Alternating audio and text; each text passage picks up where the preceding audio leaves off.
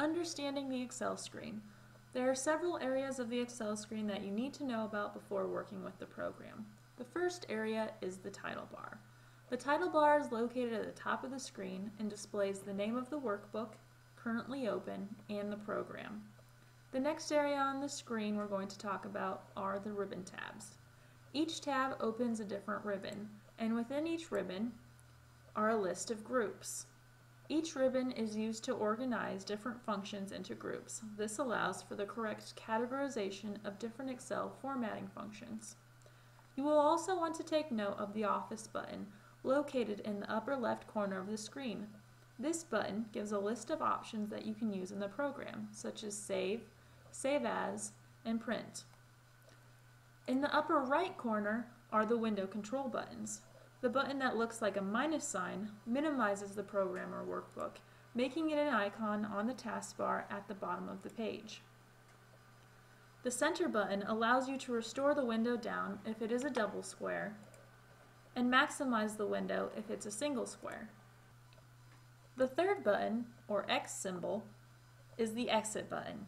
It closes the workbook and program. Another important aspect to understand are the different shapes of the mouse pointer. The plus sign is used to select cells and/or ranges. The double arrow is used to change the size of columns or change the size of rows. The arrow is used for selecting things such as different tabs or buttons within those tabs. The I-beam is used to position the insertion point in text in a cell or the formula bar. A workbook is a collection of spreadsheets. The tabs at the bottom of the screen identify each spreadsheet in the workbook. Excel automatically names the tabs. These names are Sheet 1, Sheet 2, and Sheet 3. To rename a tab, double-click on the name, enter the new name, and press Enter on the keyboard. These separate sheets will help you organize your data. A spreadsheet is a series of rows and columns. When a row and column intersect, it creates a cell. You can tell which cell is active by looking for the cell with the bold black rectangle around it. You can also have multiple spreadsheets in a workbook. However, you can only enter data in one spreadsheet at a time. You can tell which sheet is active by looking at the sheet tabs.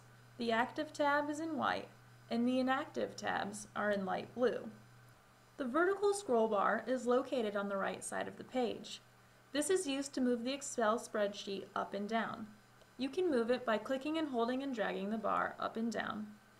You can also move the page up and down by clicking on the arrows below or above the vertical scroll bar.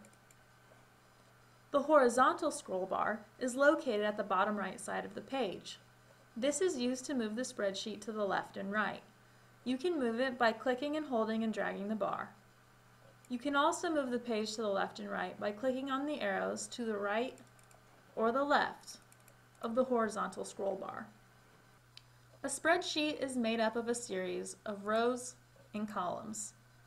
The rows are horizontal, and a row header on the left side of the row identifies the row.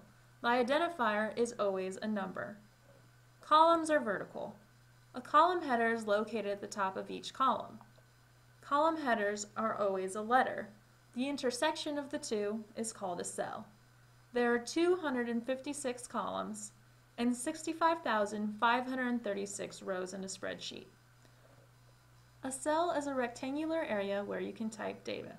Cells have addresses, which are a combination of the column letter and the row number.